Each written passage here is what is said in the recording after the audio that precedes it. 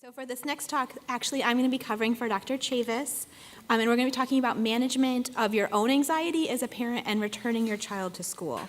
And as a new parent myself, it's really not about anxiety for one event. It's basically anxiety for every single event that goes on every day and every moment that that child isn't within my eyesight, and probably 95% of the time when he is in my eyesight, too. It's a very busy household right now, and we only have one. So for Michelle with 4, I give you all the credit in the world. I don't know how you do that. But I think one of the primary pieces in the ways as parents to manage our anxiety and to prepare ourselves for these events is to do exactly what you're doing right now, inform ourselves. We don't want to go too far down the Dr. Google path and get down a little rabbit hole of information, but also being aware of ways to prepare ourselves, ways to prepare our children, and really that preparedness word is most important.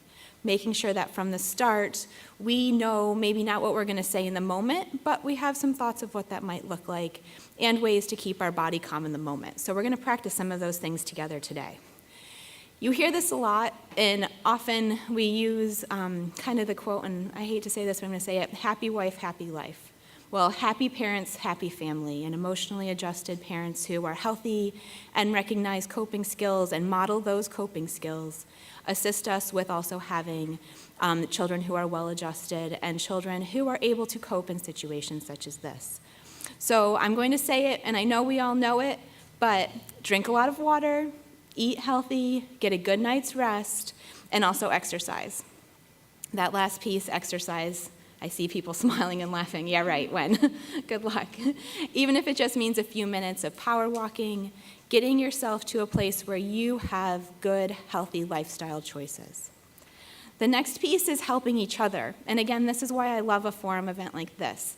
We're here as a support for each other, as a community, as a hospital, as my team of amazing psychologists and this hospital team, and as parents, supporting one another, being there with ideas and listening. And that means listening from our families, listening from other parents, but also listening to our kids.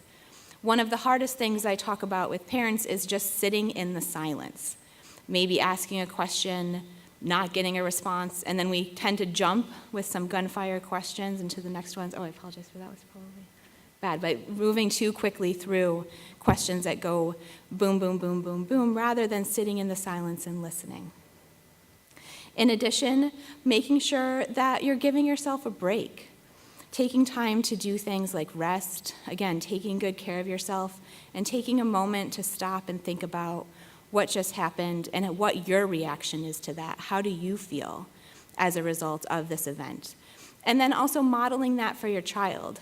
When you take that moment to stop and think, and also be able to calm yourself down to really realize how this has impacted you, we give ourselves the opportunity to model that for our children. So we're going to practice some of those skills together that we call coping skills, and everyone has different types of coping skills. For some people, we are journaling, we're listening to music to calm ourselves down, we're talking with family and friends or a trusted therapist. For others, we're using things like deep breathing and meditation. And so what I'm going to ask you to do right now is practice some of that deep breathing. So we're going to start by putting our hands on our stomachs. We're going to close our eyes, and we're going to practice taking in a deep breath, expanding our stomach, and then pushing that breath back out. And so I want your hands to be moving forward and to be moving back. And so deep breath in, you want to push that air all the way down into our stomach, and then exhale that breath back out.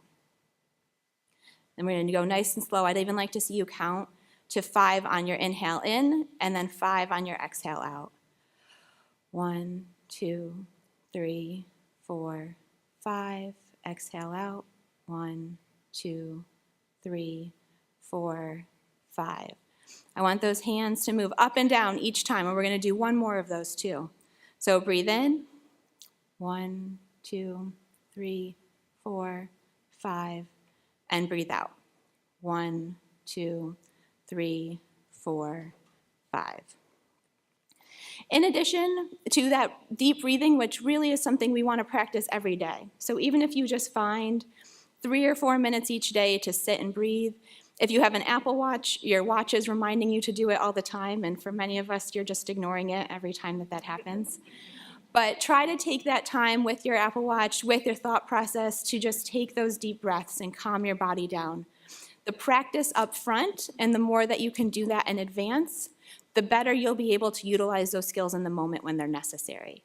And so that's what we talk about, breathing in advance, practicing these in advance, so that when we have a situation in which the anxiety is high, the stress is through the roof, we can take a moment, utilize these skills to calm our body down, and then be able to clear our heads.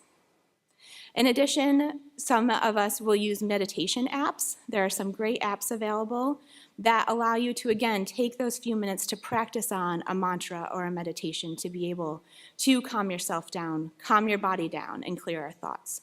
When we're feeling stressed and anxious, especially when doing public speaking or in a situation in which there has been a significant trauma, such as what we've experienced recently, that gives your body the opportunity to calm down, calm the adrenaline down, and then be able to think more clearly. When we are stressed in these events, we find that our decision-making can be impaired. We aren't able to think as calmly and rationally as we're typically able to. And so we want to be able to do that. This is not the time following a traumatic incident to be making rash decisions, to be making big life changes or big decisions. We want to calm ourselves down first, and I want to keep saying that, bringing ourselves back down to baseline to allow our thoughts to be calm and to be back into that rational state. Another opportunity for coping that we can use is what's called grounding. We're going to talk about that today in terms of when we have a dramatic event, we may feel a sense of being completely out of control, complete panic. Where do I go? What do I do? And the thoughts are just racing. And so when we talk about grounding, grounding is a way for us to bring our bodies back to the moment, to bring ourselves back to the moment, so that we can recognize and be present in where we are right now. And the real goal behind grounding is focusing on our five senses, to take away the feelings of panic, the feelings of being out of control, and recognizing where we are in space right now. And so if I were to be doing grounding right now, I would want to be focused on the five senses in terms of sight. What do I see in front of me? Repeating to myself what I see. I see chairs, I see a microphone, I see an audience.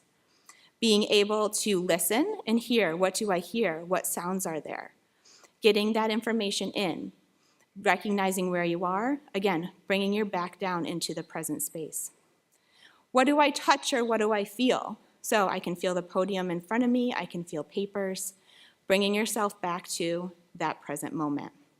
Now the two next ones are the more difficult ones, smell and taste. So smell, right now, I smell cleaning fluid, and so it may just be whatever smell is right in front of you. It may be food, it may be some smell just in the environment. Even for some of us who have maybe more anxiety and recognize that this is something that may occur more frequently, using a specific perfume or a specific scent to remind yourself to stay calm and in the moment. So again, if you are having an oil or a perfume you can have on your skin, that is a good reminder to, again, bring yourself back down. And then the taste one. The taste one is always more difficult. If we know that we're prone to more panic, more anxiety, more stress, having something with you that is a taste or a reminder to stay calm in the moment. It may be a piece of gum, it may be a mint, but you want to be utilizing all five senses at once and talking yourself through that as well.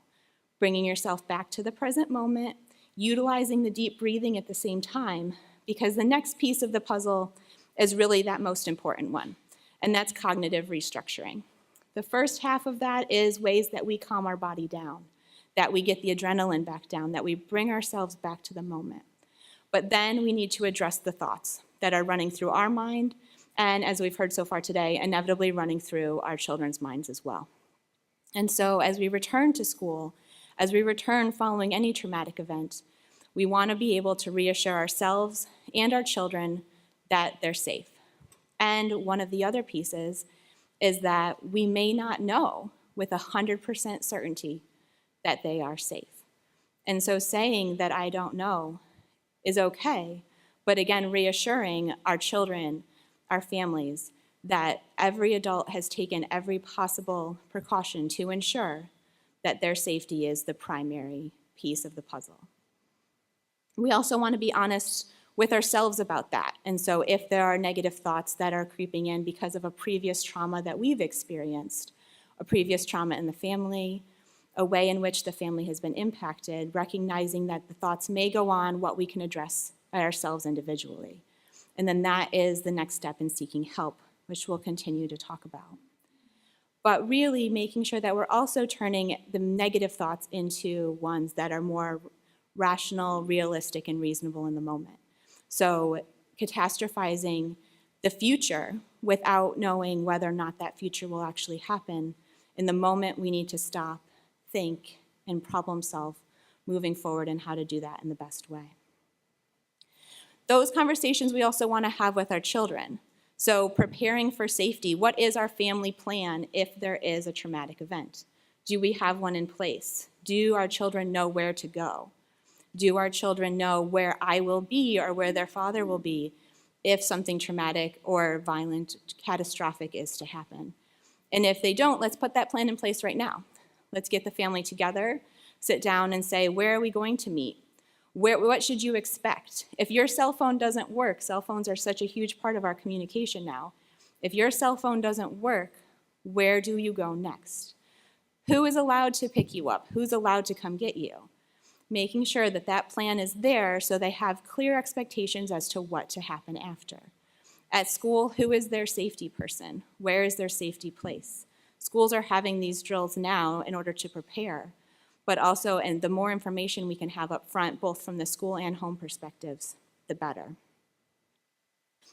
In addition to that, once something like this has happened, the skills that we're talking about now are the ones that we want to model for our children for strong adjustment.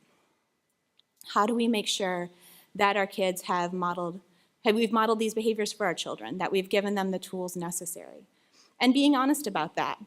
When we're sitting down to talk about having these conversations, being present. Our cell phones are such a huge part of our lives, but when we go in to talk with our family about what has happened, having 3 or 4 points in mind, and then expressing those without checking our cell phones, even asking everyone to check their cell phone at the door, might be the best opportunity to be able to have that conversation in a very present context. Also, again, it's okay to say, I don't know, but at the end of the day, we want to reassure safety. The primary goal for all of us as parents, and why you're here again tonight, is to ensure our children are safe and that they have everything they need. And one piece of the puzzle, especially now moving forward, is preparation. So utilizing these skills, recognizing when we need help, and also being able to provide these modeled behaviors for our children will help set us up for success from the start. Thank you.